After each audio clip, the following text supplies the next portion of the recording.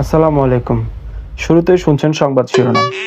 2,20,000 শয়তানের নেতা নিয়োগ দেওয়া হয়েছে বাংলাদেশের জন্য। এবার বিস্তারিত।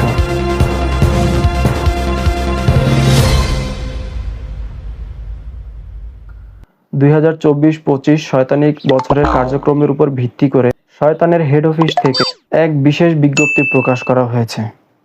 এতে উল্লেখ করা হয়েছে যে এবার 2025 রমজানে বাংলাদেশের জন্য 2,20,000 শয়তানি নেতা নিয়োগ দেওয়া হয়েছে।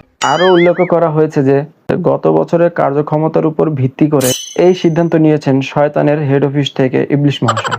এতে করে বাংলাদেশে মাথাপিছু শয়তানের সংখ্যা দাঁড়িয়েছে 2.50 জন। Hey yo bro, assalamu alaikum.